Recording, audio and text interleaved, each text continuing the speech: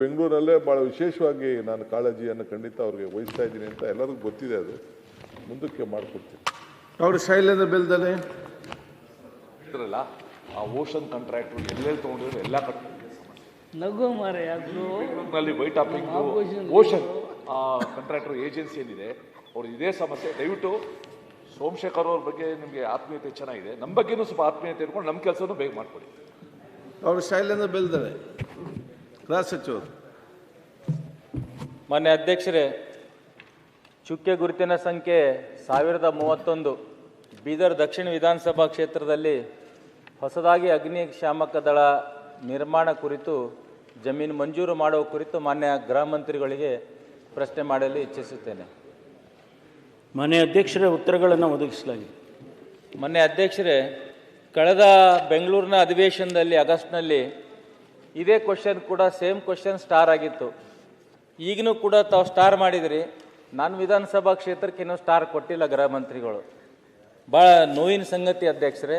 ಅವರೇ ಒಂದು ಉತ್ತರದಲ್ಲಿ ಬರುತ್ತೆ ಅಧ್ಯಕ್ಷರೇ, ಸುಮಾರು ಒಂದು 16 ಕೋಟಿ ಲಾಸ್ ಆಗಿದೆ ಅಗ್ನಿಶಾಮಕ ದಳ ಇಲ್ಲದ ಕಾರಣ ಅಂತ ಸರ್ಕಾರದಿಂದ ಉತ್ತರ ಬಂದಿದೆ. ಮಾನ್ಯ ಜಿಲ್ಲಾಧಿಕಾರಿಗಳು ಅವತ್ತಿನ ದಿನ ಕೂಡ ಭಾಳಷ್ಟು ಚರ್ಚೆ ಆಗಿತ್ತು. ನಾನು ಸುಮಾರು ಸಲ ಜಿಲ್ಲಾಧಿಕಾರಿಗಳು ರಿಕ್ವೆಸ್ಟ್ ಮಾಡಿಕೊಂಡೆ. ಆಗಸ್ಟ್ ಅಂದರೆ ನೋಡಿ, ಆಗಸ್ಟ್, ಸೆಪ್ಟೆಂಬರ್, ಅಕ್ಟೋಬರ್, ನವಂಬರ್ 5 ತಿಂಗಳಾಯ್ತು ಅಧ್ಯಕ್ಷರೇ. ಹೈವೇದಲ್ಲಿ ಸುಮಾರು ಒಂದು 12 ಬೂತಿದೆ. ಮನೆ ಕಿಳಿಯಲ್ಲಿ ಭಾಳಷ್ಟು ಜನ ಎಲ್ಲ ಸಮಾಜದವ್ರು ಇರ್ತಾರೆ. ಸುಮಾರು 16 ಕೋಟಿನೇ ಇದು ಲಾಸ್ ಅಂತ ತೋರಿಸ್ತಾ ಇದ್ದಾರೆ. ಮೊನ್ನೆ ರೀಸೆಂಟ್ಲಿ ರೇಕುಳ್ಗಿ ಗ್ರಾಮದಲ್ಲಿ 15 ದಿವಸ ಕೆಳಗಡೆ ರಿಯಾಜುದ್ದೀನ್ ಅಂತ ಅಶೋಕ್, ಸರೋಜಿನಿ ಮತ್ತು ವಿರ್ಶೆಟ್ಟಿ ಪಾಟ್ಲಂಬ ಹೊಲದಲ್ಲಿ 16 ಎಕರೆ ಜಮೀನು ಬೆಂಕಿಗೆ ಅವಘಡ ಆಗಿದೆ ಅಧ್ಯಕ್ಷರೇ. 3 ತಾಸು ಬಾದ ಅಗ್ನಿ ಶಾಮಕ ವಾಹನ ಬಂತ ಅಧ್ಯಕ್ಷರೇ. ಅದು ಆ ರೈತ ಬಚಾಯಿಸ್ಲಿಕ್ಕೆ ಹೋಗಿ ಒಬ್ಬ ST ರೈತ ನಾಗಪ್ಪ ಸಿಂಧೋಲ್, ಮಾನ್ಯ ಗೃಹ ಮಂತ್ರಿಗಳೇ, ಅವನ ಕಾಲು ಕೂಡ ಸುಟ್ಕೊಂಡಿದ್ದಾನೆ ಅಧ್ಯಕ್ಷರೇ.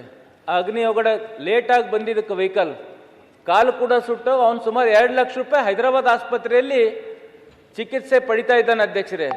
ಅಂದ್ರೆ ನೀವೇ ಗೃಹ ಮಂತ್ರಿನೇ ಇಷ್ಟು ಪವರ್ಫುಲ್ ಗೃಹ ಮಂತ್ರಿಯಾಗಿ 5 ತಿಂಗಳಾಯ್ತು, ಒಂದು ಜಮೀನು 2 ಎಕರೆ ಅಲ್ಲಿನ ಆಡಳಿತ ಕೊಡಲ್ಲ ಅಂದ್ರೆ ಅಧ್ಯಕ್ಷರೇ, ಇದು ಎಷ್ಟು ಕಾಳಜಿ ಇದೆ ಸರ್ಕಾರ? ಯಾಕಂದ್ರೆ ಒಂದು ನೋವಿನ ಸಂಗತಿ ಅಂದ್ರೆ ಅಧ್ಯಕ್ಷರೇ, ಯಾವುದೇ ಒಂದು ಇಲ್ಲಿ ಡಿಸ್ಕಷನ್ ಆಗ್ತಾನೆ 2.5 ವರ್ಷ ಹಿಡಿದು ಜನರ ಆಶೀರ್ವಾದ ಶಾಸಕಾಗಿ ಮಾಡ್ತಾ ಇದ್ದೀನಿ. ಒಂದು ಕೂಡ ಫಾಲೋ ಅಪ್ ಆಗಿ ಸರ್ಕಾರದಿಂದ ನೀವು ಕೇಳಿದಿರಿ, ಉತ್ತರ ಬರ್ತಾ ಇಲ್ಲ ಅಧ್ಯಕ್ಷರೇ. ಸುಮ್ಮನೆ ನಾವು ಕೇಳ್ತಾ ಇದೀವಿ, ಫೇಸ್ಬುಕ್ ವಾಟ್ಸಪ್ ಹಾಕ್ತಾ ಇದ್ದೆ. ಊರಿಗೆ ಹೋದ್ರೆ ಜನ ವಾರಿ ಕ್ವಶನ್ ಮಾಡಿದಪ್ಪ ನೀನು ಜನರು ಕ್ಷೇತ್ರದಂತಾರೆ. What is the result sir ಅಧ್ಯಕ್ಷರೇ?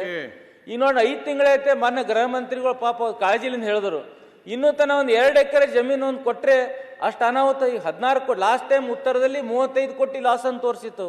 ಈಗ ರಿವೈಸ್ ಆಗಿ 16 ಕೋಟಿ ಅಂತ ಅವ್ರ ಇಲಾಖೆ ತೋರಿಸ್ತಾ ಇದೆ. ಅದು ಎಷ್ಟು ಸರಿ ಮಟ್ಟಿಗೆ ಈ ಥರ ಉತ್ತರ ಕೊಡೋದು? ಮಾನ್ಯ ಗೃಹ ಮಂತ್ರಿಗಳಿಗೆ ನಾನು ವಿನಂತಿ ಮಾಡ್ಕೋತೇನೆ. ಒಂದು ಹೈವೇ ಇದೆ ಅಧ್ಯಕ್ಷರೇ, NH9, NH15 ಹೈದರಾಬಾದ್ನಿಂದ ಮುಂಬೈಗೆ ಹೋಗುತ್ತೆ ಅಧ್ಯಕ್ಷರೇ. ಎಷ್ಟೊಂದು ಗಾಡಿ ಲಾಸು, ವೆಹಿಕಲ್ಲು ಆಕ್ಸಿಡೆಂಟ್ ಆಗುತ್ತೆ, ಸುಟ್ಟು ಕರಗೋಗಿದ್ದು ಉದಾಹರಣೆಗಳಿವೆ. ಆಯಿಲ್ ಟ್ಯಾಂಕರ್ಗಳು. ಇಷ್ಟೊಂದು ಕಡುಬಡರ ಬಗ್ಗೆ ಚಿಂತೆ ಮಾಡೋ ಒಂದು ಫೈರ್ ಸ್ಟೇಷನ್ ಗೆದ್ದಾಗ ಇಳಿದು ನಾನು 3ನೇ ಕ್ವಶನ್ ಅಧ್ಯಕ್ಷರೇ. ಇಲ್ಲ ಅಧ್ಯಕ್ಷರೇ, ತಮ್ಮ ನೇತೃತ್ವದಲ್ಲಿ ಒಂದು 2 ಎಕರೆ ಹೇಳಿದ್ರಲ್ಲ. ಈಗ ಪ್ರಶ್ನೆ ನಿಮ್ದು. ಈಗ ಮಾನ್ಯ ಗೃಹ ಮಂತ್ರಿಗಳು ಇದ್ರ ಬಗ್ಗೆ ದಯವಿಟ್ಟು ಹೇಳ್ಬೇಕಂತ.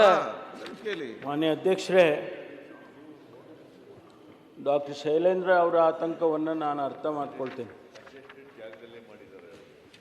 ಕಳೆದ 5 ವರ್ಷದಿಂದ 14 ಕೂತ್ಕೊಳ್ಳಿ ಪ್ಲೀಸ್, 14 ಕೋಟಿ ಅಂತ ಕಳೆದ ಬಾರಿ ಕೊಟ್ಟಿದ್ದೆ ನಾನು. ಕಳೆದ ಸಾರಿ ಉತ್ತರ ಕೊಟ್ಟಾಗ 14 ಕೋಟಿ ಕೊಟ್ಟಿದ್ದೆ. ಈಗ ಇನ್ನೂ ಜಾಸ್ತಿ ಆಗಿದೆ. 2020ಕ್ಕೆ 2,05,51,000 ರೂಪಾಯಿ ಆಸ್ತಿ ಹಾನಿಯಾಗಿದೆ ಮಾನ್ಯ ಅಧ್ಯಕ್ಷರೇ. 2021ರಲ್ಲಿ 2,28,00,000 ಆಗಿದೆ. 2022ರಲ್ಲಿ 2,83,45,000 ಆಗಿದೆ. 23ರಲ್ಲಿ 3,54,85,000 ಆಗಿದೆ. 24ಕ್ಕೆ ಮಾನ್ಯ ಅಧ್ಯಕ್ಷರೇ 4,85,62,000 ಆಗಿದೆ.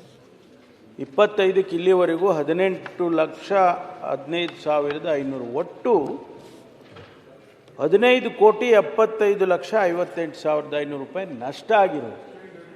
ಅಂದರೆ ಅಗ್ನಿ ದುರಂತಗಳು ಆಗ್ತಾ ಇದ್ದಾವೆ ಅನ್ನೋದು ಇದು ತೋರಿಸುತ್ತೆ.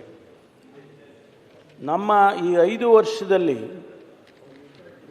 ಸುಮಾರು 292 ಕರೆಗಳು ಬಂದಿದೆ ಅಗ್ನಿಶಾಮಕ ಠಾಣೆಗಳಿಗೆ. ಅಲ್ಲಿ ಇರ್ತಕ್ಕಂಥ ಅಗ್ನಿಶಾಮಕ ಠಾಣೆಗಳು 33 ರಕ್ಷಣಾ ಕರೆಗಳು ಬಂದಿವೆ. ಅಂದರೆ ಭಾಳ ಎಮರ್ಜೆನ್ಸಿ ಕರೆಗಳ ಥರ. ನಾವು ಈ ಭಾಗದಲ್ಲಿ ಈಗಾಗಲೇ ಚಿಟಗುಪ್ಪದಲ್ಲಿ, ಹುಮ್ನಾಬಾದಲ್ಲಿ ಅಗ್ನಿಶಾಮಕ ಠಾಣೆಗಳು ಇದ್ದಾವೆ. ಆದರೂ ಕೂಡ ಇಲ್ಲಿ ಮಾಡಬೇಕಾದಂಥ ಅವಶ್ಯಕತೆ ಇದೆ ಅಂತ ಹೇಳಿ ನಮಗೆ ಇಲಾಖೆಯವರು ಹೇಳಿದ್ದಾರೆ, ತಾವು ಕೂಡ ಹೇಳಿದ್ದೀರಿ.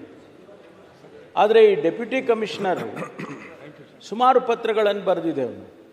ಇಲಾಖೆಯಿಂದ ಸುಮಾರು ಪತ್ರ ಹೋಗಿದೆ. ಕಳೆದ ಲಾಸ್ಟ್ ಲೆಟ್ರ್ ಅವ್ರಿಗೆ ಹೋಗಿರೋದು 6/8/25.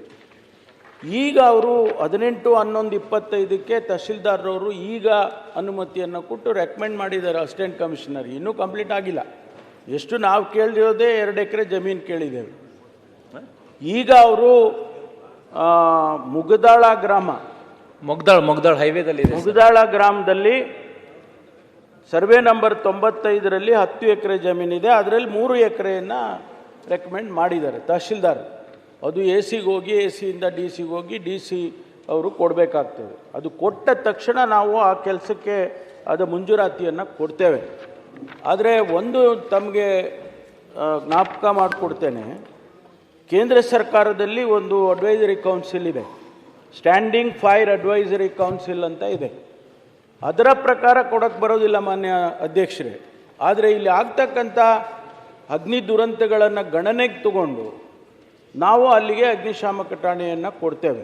ಧನ್ಯವಾದ. ಆದರೆ ತಕ್ಷಣ ತಾವು ತಮ್ಮ ಇನ್ಫ್ಲೂಯೆನ್ಸ್ ಯೂಸ್ ಮಾಡಿ ಡೆಪ್ಟಿ ಕಮಿಷನರ್ಗೆ ಕಾಂಟ್ಯಾಕ್ಟ್ ಮಾಡಿ ನಾವು ಕೂಡ ಮಾಡ್ತಾ ಇದ್ದೀವಿ.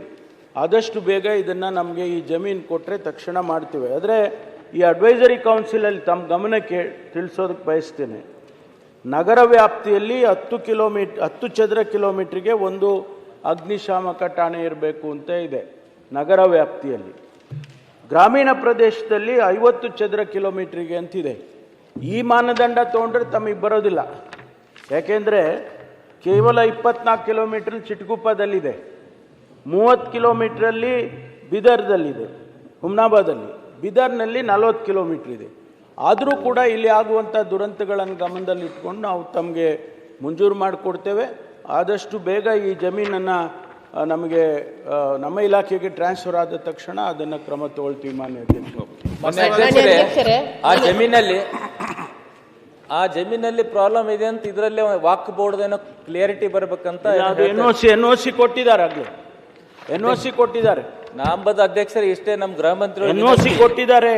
ಅದೇ ಗೃಹ ಮಂತ್ರಿಗಳೇ, ಒಂದು ವಿನಂತಿ, ಆಡಳಿತ ಜನರ ಹಿತದೃಷ್ಟಿಯಿಂದ ಸಾಕಷ್ಟು ತಾವು ಆರ್ಡರ್ಸ್ಗಳು ಹಾಕ್ತಾ ಇದ್ರಿ, ಬರ್ಲಂತ ಇದ್ರಿ. ಬಟ್ ಜನರ ಹಿತದೃಷ್ಟಿ ಇಷ್ಟು ಅನಾಹುತ ತಗೊಂಡಿರಿ, ಧನ್ಯವಾದ ನಿಮಗೆ. ಬಟ್ ಒಂದು ಕಾಲಮಿತಿ ಹೇಳಿ, ಒಂದು 2 ಎಕರೆ ಎಷ್ಟು ದಿನದಲ್ಲಿ, ಎಷ್ಟು ತಿಂಗಳಲ್ಲಿ ಸರ್, ಎಷ್ಟು ತಿಂಗಳಲ್ಲಿ ಮಾನ್ಯ ಗೃಹ ಮಂತ್ರಿಗಳೇ ಸದನ್ ತಾವ್ ಹೇಳ್ಬೇಕಂದ್ರೆ ಕಾಲಮಿತಿ ಎಷ್ಟು ತಿಂಗಳಲ್ಲಿ ಮಂಜೂರು ಕೇಳಿ ಮಾನ್ಯ ಮಂತ್ರಿಗಳೇ. ಅವ್ರು ಟೈಮ್ ಇಲ್ಲ, ಅವರು 3 ಎಕರೆ ಏನು ರೆಕಮೆಂಡ್ ಮಾಡಿದ್ದಾರೆ. ಅವರಿಂದ time bound, time limit. Time ಅಂದ್ರೆ ಜಮೀನು ಕೊಟ್ಟ ತಕ್ಷಣ ನಾವು ಸರ್ಕಾರ ನಿಮ್ದೇ. ಇದೆಲ್ಲ ಕಡೆ ಬೇರೆ ಬೇರೆ ಒಂದು ಇಲಾಖೆ ಕೋಆರ್ಡಿನೇಷನ್ ಕಡಿಮೆ ಇದೆ. ಈಗ ಜಮೀನ ಅವರು ಕೊಡಬೇಕು, ಅದು ತಾವದು ಮೀಟಿಂಗ್ ಕರೆಸಿ ಕೊಡ್ತಾರೆ ಇಲ್ಲ ಒಂದು ಕ್ಲಾರಿಟಿ ಮಾಡಿ ಕೊಡ್ಲಿ. ನಾನು ಡೆಪ್ಯೂಟಿ ಕಮಿಷನರ್ಗೆ ನಾನು ಕೂಡ ಇದಲ್ಲ, ಅವ್ರು ಕೊಟ್ಟ ತಕ್ಷಣ ನಾವು ಈಗ ಮುಂದೆ ಬಡ್ಜೆಟ್ ಬರ್ತಾ ಇದೆ, ಬಡ್ಜೆಟ್ ಅಲೋಕೇಶನ್ ಕೊಡ್ಲಿಲ್ಲ ಅಂದ್ರೆ ಸರ್, ಕೊಡ್ಲಿಲ್ಲ, ಯಾಕೆ ಕೊಡ್ಲಿಲ್ಲ ಅಂತ ಹೇಳ್ಬೇಕಲ್ಲ. ಇಲ್ಲ, ನಾವು ತಗೊಳ್ತೀವಿ, ಹೇಗಾದ್ರೂ ಮಾಡಿ ಅವರಿಂದ ತಗೊಳ್ತೀವಿ. ಈಗ ಯಾಕಂತ ಹೇಳಿದ್ರೆ ಡೆಪ್ಯೂಟಿ ಕಮಿಷನರ್ ಕರೆಕ್ಟ್ ಇದ್ದಾಗಲೇ ಬಹಳ ನಿಧಾನ ಆಗಿದೆ. ಸುಮಾರು ಪತ್ರದ ವ್ಯವಹಾರ ಕಳೆದೋಗಿದೆ. ಅವ್ರಿಗೆ ಒತ್ತಾಯ ಮಾಡಿ ಆ ಜಮೀನನ್ನು ಈಗೇನು ಅವರು ರೆಕಮೆಂಡ್ ಮಾಡಿದ್ದಾರೆ ಅದನ್ನು ತಗೊಳ್ಳೋದಕ್ಕೆ ಎಲ್ಲ ರೀತಿಯ ಪ್ರಯತ್ನ ಮಾಡಿ ತಗೊಳ್ತೀವಿ. ನಂತರ ಅಗ್ನಿಶಾಮಕ ಠಾಣೆಯನ್ನು ಮಂಜೂರು ಮಾಡಿ ಕೊಡ್ತೀವಿ. ಬಸವರಾಜ್ ಮುತ್ತಿಮೋಡ್. ಒಂದು ಅವರಿಗೆ ಕಡಬ ತಾಲೂಕಲ್ಲಿ ಕೂಡ ಸೈಟ್ ಮಂಜೂರಾತಿ ಆಗಿದೆ.